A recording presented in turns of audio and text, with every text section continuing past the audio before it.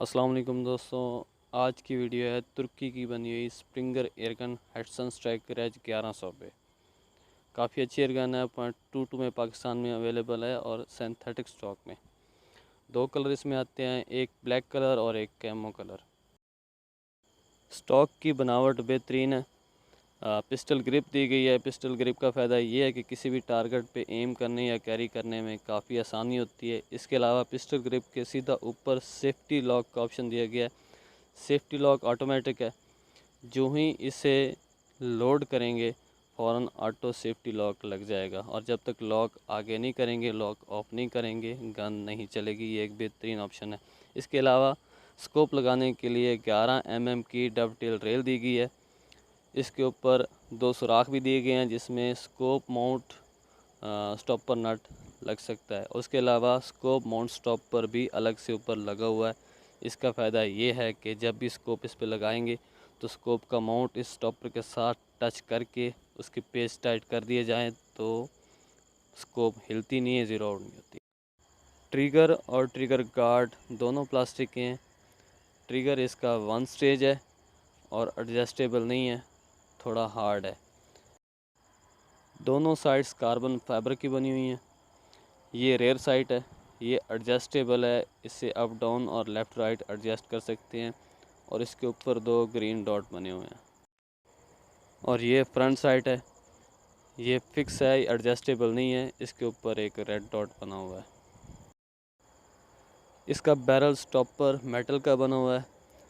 Barrel lock भी से कह सकते हैं। काफ़ी अच्छा है, मज़बूत है। और कंपनी कहती है कि इसके FPS 800 हैं।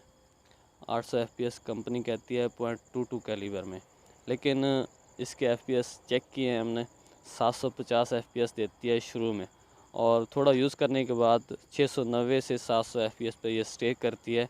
ये इसका तारफ़ हो गया। तो अब इसकी खूबियाँ और ख़ामियाँ आपको मैं बता देता हूँ। तो ख़ामियों से स्टार्ट करते हैं। ख़ामियाँ इसमें सिर्फ 2-3 हैं। एक तो इसका ट्रिगर 1 स्टेज है, एडजस्टेबल नहीं है, हार्ड है।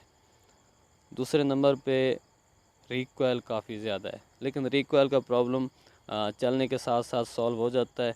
जैसे जैसे इसे यूज़ करेंगे रिकॉइल इसका थोड़ा कम हो जाता है। इसके अलावा लोड करने में थोड़ा ज़ोर लेती है। कॉक करना इसे थोड़ा मुश्किल है, लेकिन वो भी जैसे जैसे इस्तेमाल करेंगे वैसे वैसे उसमें भी बेहतरी आ जाती है। तो अब आते हैं इसकी खूबियों की तरफ। खूबियाँ इसमें माशाल्लाह काफ़ी हैं। जितनी प्राइस की ये गन है उस प्राइस के हिसाब से बहुत अच्छी चीज़ बनी हुई है। और बात करें इसके स्टॉक की, तो स्टॉक बहुत ही प्यारा बना हुआ है। फिनिशिंग भी अच्छी है और पिस्टल ग्रिप बनी हुई है। उसके अलावा लाइट वेट है, पावरफुल है। तो थोड़े बहुत इसमें मसले हैं, लेकिन वो मसले जैसे जैसे इसे यूज़ करते हैं वैसे वैसे वो ठीक हो जाते हैं। नई गन ख़रीदने के बाद क्या क्या सेटिंग करनी है, तो सेटिंग कोई इतनी ख़ास मुश्किल नहीं है। सबसे पहले तो इसकी बैरल के अंदर ग्रीस लगी होती है, तो बैरल को क्लीन करना है। उसके बाद जितनी भी स्प्रिंगर एयर गन्स हैं इनका शुरू में रिज़ल्ट अच्छा नहीं मिलता। 200-250 पैरेट्स चलाने के बाद इनकी एक्यूरेसी स्टार्ट होती है। तो 200-250 पैरेट्स तक इतना अच्छा रिज़ल्ट इनका नहीं होता। उसके बाद इनका रिज़ल्ट काफ़ी बेहतर होना शुरू हो जाता है। जैसे ही 500 से 600 पैरेट्स यूज़ करेंगे इनका रिज़ल्ट काफ़ी अच्छा हो जाता है। तो ये लाजमी है ये सेटिंग। अक्सर हम ऐसा करते हैं कि नई गन ख़रीद के इस आते ही उस पर पैरेट उससे फायर करना शुरू कर देते हैं और रिज़ल्ट अच्छा नहीं मिलता। 100-150 पैरेट चलाने के बाद उसे सेल करने का सोच रहे होते हैं। तो जो सेटिंग मैंने बताई है ये लाजमी करनी है। इसके अलावा कोई और हल नहीं है इसका, एक्यूरेसी इसी तरह ही मिलेगी। एहतियात एहतियात ये है, सिंपल सिंपल है। सिर्फ कभी इसको खाली नहीं चलाना, मतलब ड्राई फायर नहीं करना। उसके अलावा हल्के पैलेट्स यूज़ नहीं करने, मतलब जो सस्ते जेट वगैरह के या साचमा वगैरह के इस तरह के मिलते हैं या बिल्कुल लो प्राइस में मिलते हैं, वो यूज़ नहीं करने। गैमो के इस्तेमाल कर सकते हैं और गैमो से ऊपर जो इससे अच्छे हैं वो भी इस्तेमाल कर सकते हैं, लेकिन जो बिल्कुल लो क्वालिटी के पैलेट्स होते हैं वो आपने इस्तेमाल नहीं करने। खाली फायर नहीं करना, मतलब ड्राई फायर नहीं करना, और हल्के पैलेट्स इस्तेमाल नहीं करने। और तीसरे नंबर पे ऑयल नहीं देना, किसी भी जगह पे ऑयल नहीं देना।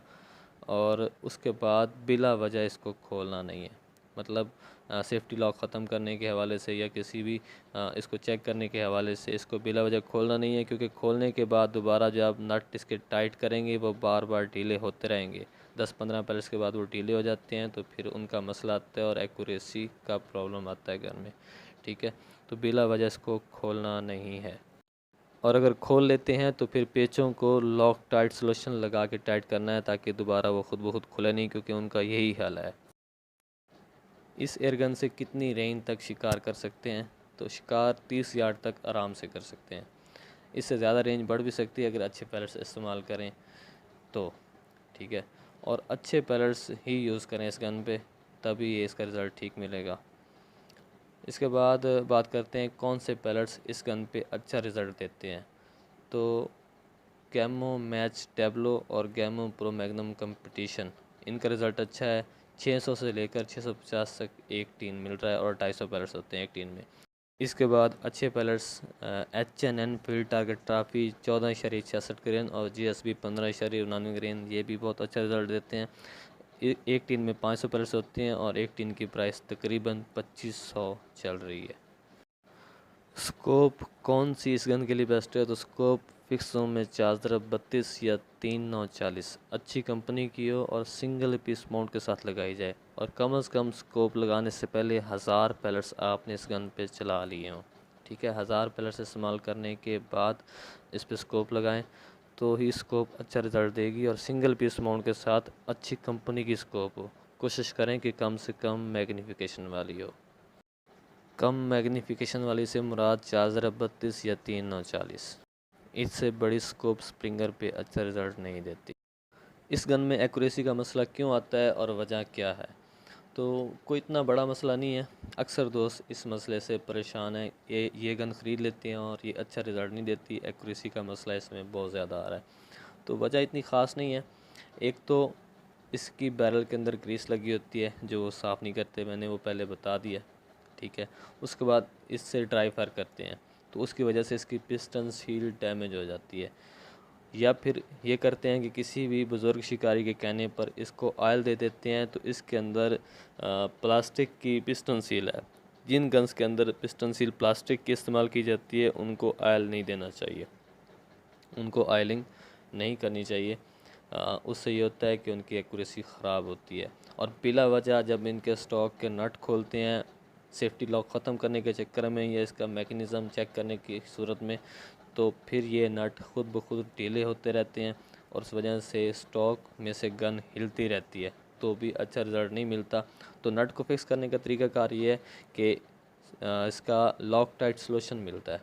ठीक है, वो नट को लगाकर 1-2 ड्रॉप नट पे डालकर नट को टाइट किया जाए तो फिर नट खुद ब खुद नहीं खुलते। ये इसका हल है, इसके अलावा और कोई हल नहीं है इसका इन नट्स को फिक्स करने का।